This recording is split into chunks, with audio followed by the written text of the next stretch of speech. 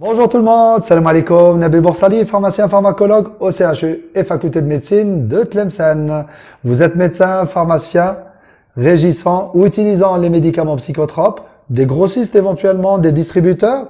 Cette vidéo va vous intéresser. Nous allons vous parler aujourd'hui du nouveau décret régissant la prescription et la dispensation des psychotropes en Algérie qui va rentrer en vigueur le 6 avril 2020. C'est pour demain. Il faut être prêt pour pouvoir respecter la loi. Et donc, dans cette vidéo, nous allons vous parler des différentes commissions locales et nationales qui vont rentrer en contact avec vous pour une bonne règle de tenue de ces psychotropes au sein de votre établissement, qu'il soit hôpital, clinique, pharmacie d'officine ou établissement de grossiste. Donc là, nous allons aborder le chapitre 5, un chapitre qui aborde les commissions nationales et commissions de wilaya des substances et médicaments ayant des propriétés psychotropes. Alors, l'article 7, il définit ce que c'est une commission nationale pour ces psychotropes au ministère de la Santé. Donc, cette commission, elle a plusieurs missions. Qu'est-ce qu'elle pourra faire?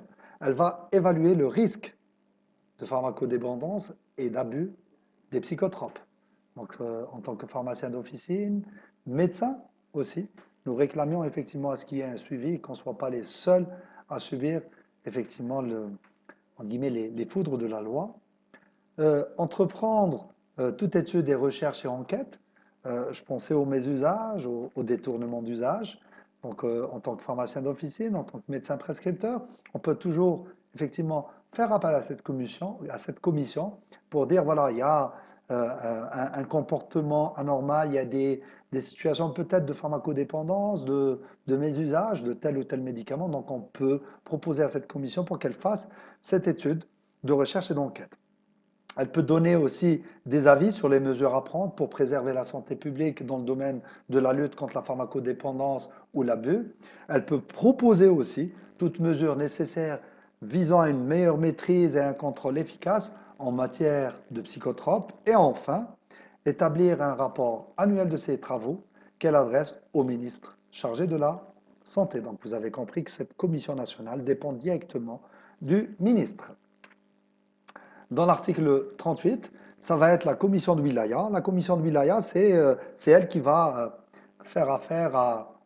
avoir affaire aux médecins, médecins libéraux ou en milieu hospitalier, aux pharmaciens d'officine libéraux, dans la pharmacie de ville ou en milieu hospitalier. C'est une commission qui est gérée par la DSP, Direction de santé de population, et elle a plusieurs missions. Donc elle va assurer le contrôle et le suivi des déclarations des pharmaciens. Donc on avait vu dans les précédentes vidéos l'obligation du pharmacien et du médecin de déclarer les écarts qu'on peut avoir dans le suivi de nos registres éventuellement. Donc c'est elle qui gère et contrôle tout ça. Elle va proposer au DSP de Wilaya la programmation d'inspection ciblée. Donc c'est la commission qui peut déclencher une enquête inopinée. Elle peut proposer au DSP de la wilaya toute mesure nécessaire entrant dans le cadre de ses missions et toujours, elle rend compte avec un bilan à la commission nationale des travaux qu'elle fait en local. Bien évidemment, il est rappelé, comme pour toutes les autres vidéos, que ce décret régissant la rétrocession et la prescription des psychotropes, que tout professionnel sont tenus de se conformer dans un délai de 3 mois aux dispositions du présent décret à compter de la date de publication, en sachant que ce décret a été publié le 5 janvier.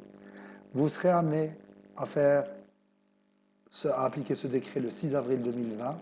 Donc nous vous invitons vivement à relire l'ensemble des articles pour pouvoir les appliquer dans votre quotidien et se préparer à mieux recevoir vos patients et éviter effectivement des situations de conflit. Pour plus de détails, vous avez 4 parties de la conférence organisée par X-Santé et l'Association nationale de pharmacie clinique et oncologique ASCOP que vous pouvez trouver en lien ci-dessous. Merci à vous et à très bientôt.